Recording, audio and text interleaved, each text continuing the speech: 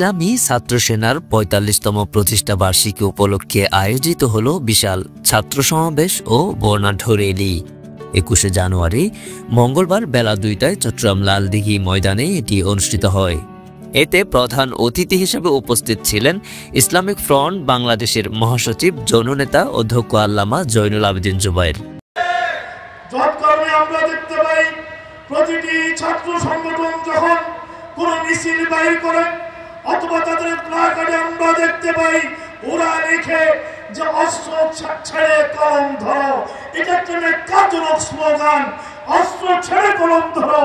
এই স্লোগান দিতে দিতে যখন একটা মিছিল যায় তখন মনে হয় ওদের হাতে কারো হাতে কলম নাই, প্রত্যেকের হাতেই মনে হয় যেন অস্ত্রই আছে। আমার বন্ধুরা, ইসলামী ছাত্র সেনার কারো হাতে অস্ত্র নাই।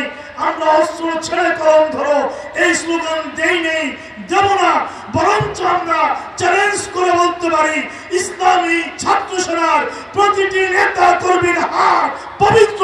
তারা কোনোদিন আজ পর্যন্ত অন্য সংগঠন বা কারো প্রতি অস্ত্র নিক্ষেপ দূরের কথা একটা দৃঢ়তা নাই।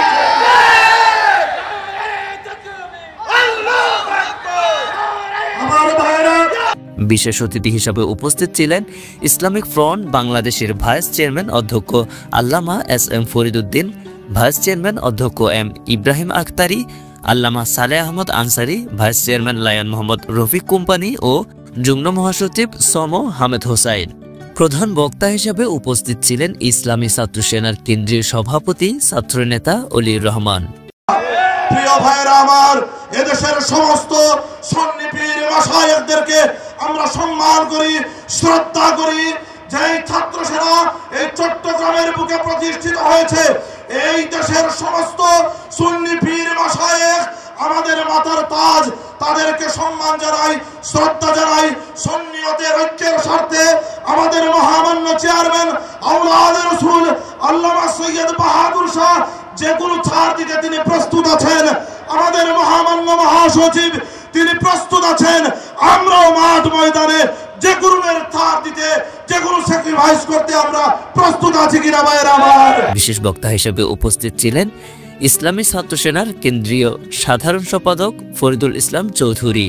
সমাবেশে বক্তব্য রাখেন ইসলামী ছাত্র সেনা চট্টগ্রাম দক্ষিণ জেলার সভাপতি ছাত্রনেতা এম.এ. মুমিন ও চট্টগ্রাম উত্তর জেলার সভাপতি ছাত্রনেতা মোহাম্মদ মুর্শেদ রেজা। সন্ত্রাস, অস্ত্রবাজি, হল দখল, ক্যাম্পাসে আধিপত্য বিস্তারের অসম প্রতিযোগিতা এবং টেন্ডারবাজি, চাঁদাবাজি, দখল বেদখল, ইফটিজিং সহ নানান অনৈতিক ও গর্হিত কর্মকাণ্ডের সাথে জড়িয়ে পড়ায় ক্রমাগত ম্লান হতে থাকে ছাত্র রাজনীতির অতীত ঐতিহ্য বলে মন্তব্য করেন আল্লামা জয়নুল আবেদিন জুবায়ের।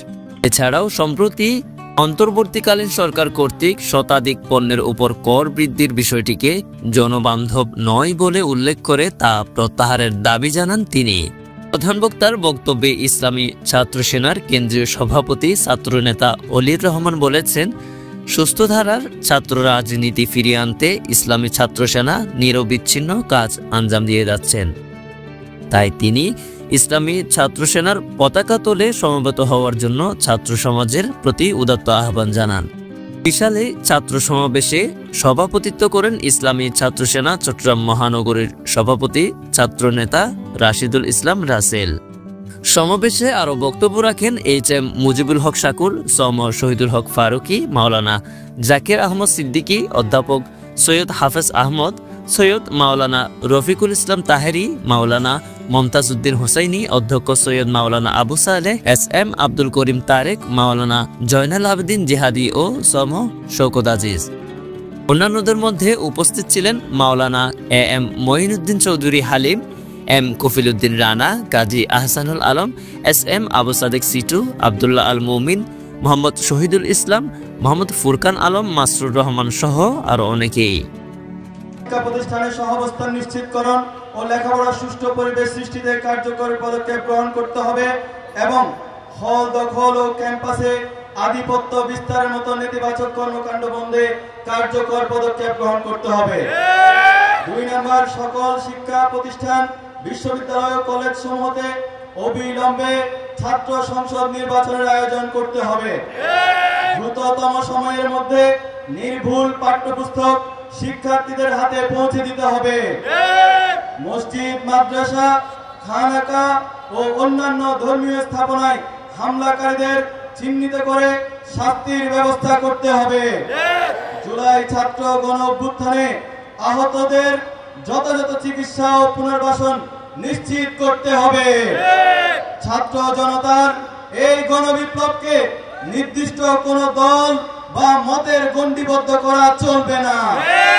পাঠ্য বইয়ে ইসলাম বিদ্বেষী তথা অনৈতিক ও কুরুচিপূর্ণ অধ্যায়গুলো বাদ দিয়ে এবং পাঠ্য বইয়ে সন্নিবেশিত মনীষীদের জীবন চরিত্র পুনরায় সংযোজন করতে হবে।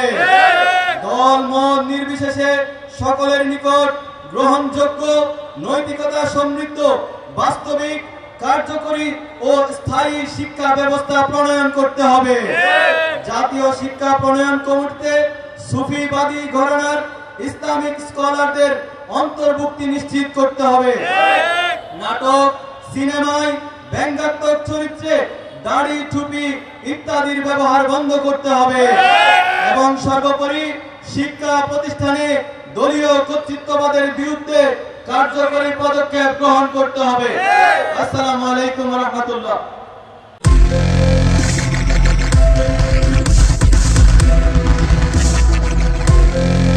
দেশি টিউব, দৃষ্টি জুড়ে বাংলাদেশ।